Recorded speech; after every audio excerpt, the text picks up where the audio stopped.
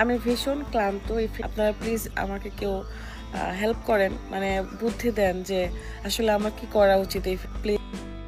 রাদের সংসারে আর ফিরবে না ফারহানা বিথি। তাদের ডিভোর্স হয়ে গিয়েছে। এবার মধ্যরাতে চোখে ক্ষত নিয়ে আবারও লাইভে আসলো ফারহানা বিথি। বিথি লাইভে এসে কান্নায় ভেঙে পড়ে। প্রিয় ভিউয়ার্স, এ বিষয়ে বিস্তারিত জানতে সম্পূর্ণ ভিডিওটি না টেনে দেখতে থাকুন।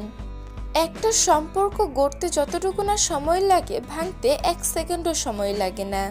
এবার কেঁদে কেঁদে বিথি বললেন, জীবনে আর কোনো কষ্ট দেখাই বাকি নেই। কি না করেছি রাদের জন্য, আর সবশেষে সে আমাকে এই উপহার দিল। আর কত সহ্য করে এরকম ভাবে থাকা যায়। রাত নাকি প্রতিনিয়ত বিথির গায়ে হাত তুলতো। প্রতিদিনই তাদের কিছু না কিছু নিয়ে লেগেই থাকতো ঝগড়া। সে তার নিজের ফেসবুক আইডিতে এবং টিকটকে নানান স্যাড পোস্ট করছে। এদিকে একটি ভিডিওতে দেখা যায় তার চোখ ফোলা, কালো হয়ে গিয়েছে। বেশ ভালো ক্ষত হয়েছে তার চোখে। মনে হচ্ছে কেউ আঘাত করেছে তার চোখের মধ্যে। গতকাল রাতে 1:32 রাদের বাসা থেকে সে তার সন্তানকে নিয়ে বেরিয়ে যায় এবং সে বাসা থেকে বেরোয়ার সময় এমন কথাও বলেছে যে সে চলে গেলে নাকি আর এ বাড়িতে ফিরবে না।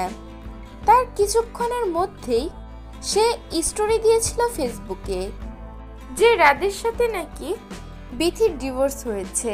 কিছুক্ষণ পরে স্টোরিটি মুছে ফেলা হয়। ভালোবেসে বিয়ে করলেও রাদের কাছে বিথির কোনো মূল্য নেই। প্রতিনিয়ত মারধর করে কার এত সহ্য হয়। প্রিয় ভিউয়ার্স, বিথি এবং রাজের সংসার নিয়ে আপনাদের কি মন্তব্য তা জানিয়ে দেবেন আমাদের কমেন্ট বক্সে।